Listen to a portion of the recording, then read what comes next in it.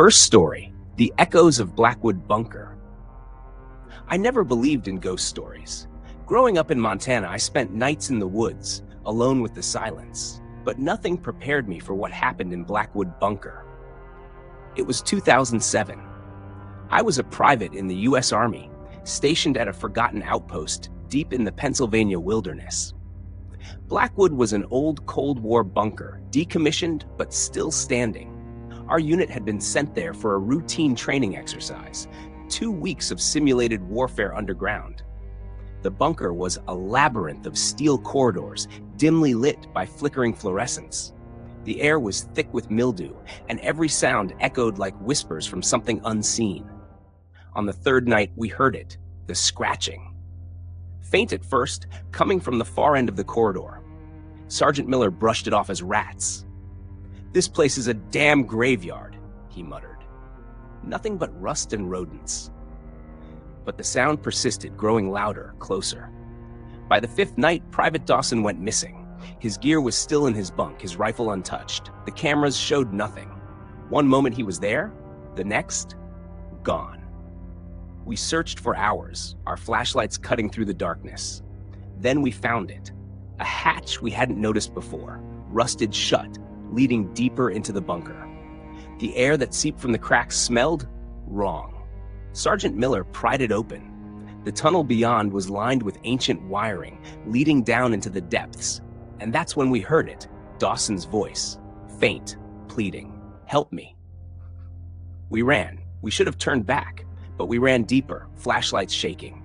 The tunnel led to a massive underground chamber, its walls covered in strange, twisted markings. In the center stood Dawson. His back was to us, his head tilted unnaturally. "Dawson?" Miller called. He turned, and we saw his face. His eyes were hollow, empty black pits. His mouth twisted into an impossible grin. "You shouldn't be here," he whispered. The lights flickered. The air turned ice cold, and from the darkness behind Dawson they emerged, shadows that moved like liquid with limbs too long, faces shifting in and out of focus. Miller screamed. He opened fire. The gunshots echoed endlessly, but the things kept coming, seeping from the walls, the ceiling, the floor. I ran. I don't know how I made it out. The last thing I heard was Dawson's voice, no longer pleading, but laughing. The next morning, the bunker was empty. No bodies, no traces of my squad, just silence. The Army wrote it off as an accident, a structural collapse. They sealed Blackwood for good. But sometimes, late at night, I still hear the echoes, the scratching, and Dawson's voice whispering my name. Second story, Whispers in the Fog. I still remember that night at Fort Bragg. The air was thick with fog, clinging to the barracks like a living thing.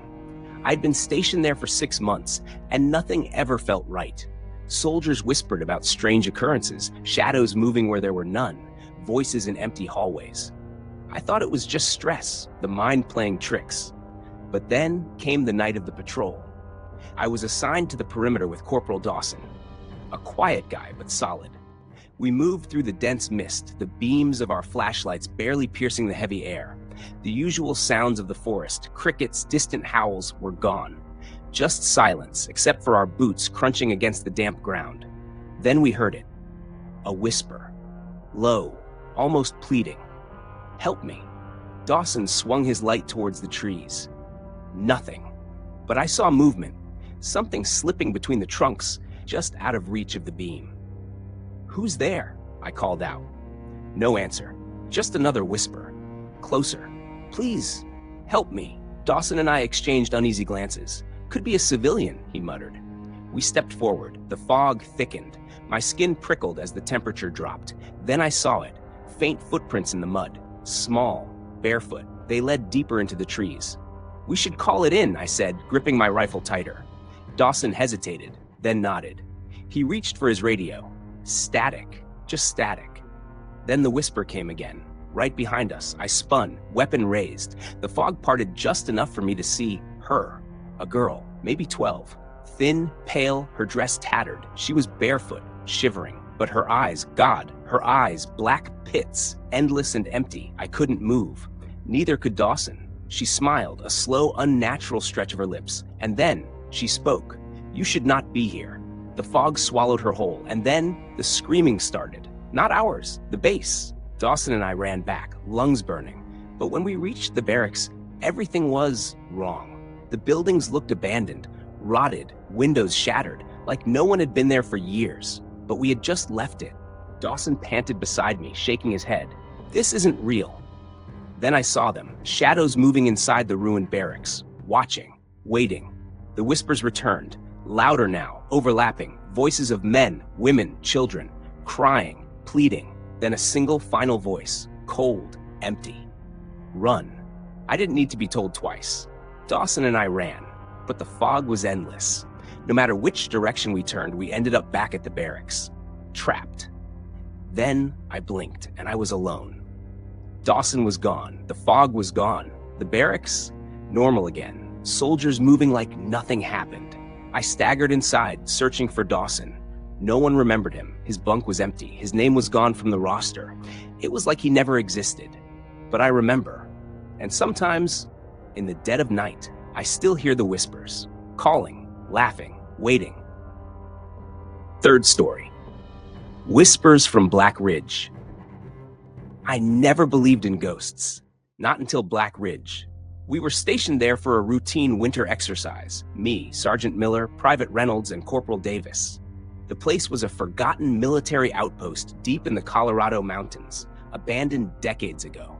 It was supposed to be a simple reconnaissance drill, a weekend of roughing it before heading back to base. But from the moment we arrived, something felt wrong. The trees stood too still, the air too thick. It wasn't just the cold that sent shivers down my spine. The barracks were in shambles, cots overturned, walls covered in strange claw marks. Davis joked about bears, but there was no sign of any nesting, just dust and silence, and silence. That first night we heard it, low, distant, almost like the wind, but not quite. We dismissed it at first, until Reynolds, who had the night watch, came back pale as death. "There's something out there," he muttered. "Something watching." Miller laughed it off, but I saw the way his fingers hovered near his rifle. Then came the second night. Reynolds was gone. His gear still sat in the corner of the barracks, rifle untouched. No tracks in the snow, no signs of struggle, just emptiness. Miller radioed for backup. No response. We tried again. Static. Davis and I searched the perimeter. We found nothing until Davis pointed to the tree line. "Look." I wish I hadn't. There, barely visible against the dark pines, stood Reynolds, his back to us, his body unnaturally stiff. "Damn it, Reynolds!" Miller barked, striding toward him, but I grabbed his arm. Something was wrong. Then Reynolds moved, not turned, moved, like he was being pulled backward into the woods, his feet never lifting from the ground. His mouth hung open, but no sound came out. Then, he was gone. Davis screamed. A second later, something answered. Not a scream, not human, something deeper, guttural, hungry. We ran, back to the barracks, barricading the doors. Miller clutched his rifle so hard his knuckles went white. "This isn't possible," he whispered. Then the whispers came again. Inside, the barracks were empty, the windows nailed shut, but the whispers were inside with us, soft, right behind our ears. "Get out!" Miller broke first, bolting for the door. The second he stepped outside, something took him. Not dragged, taken, gone before he could even scream. Davis turned to me, eyes wide with terror. "We need to leave." I nodded. We grabbed what we could and ran. The snowstorm swallowed us whole. The cold bit through my skin, but I didn't stop. Then Davis tripped. I turned back just in time to see the darkness swallow him whole. A shadow, a thing. It didn't chase me. It didn't need to. The whispers followed me all the way down the mountain. I was found 2 days later, half frozen, delirious.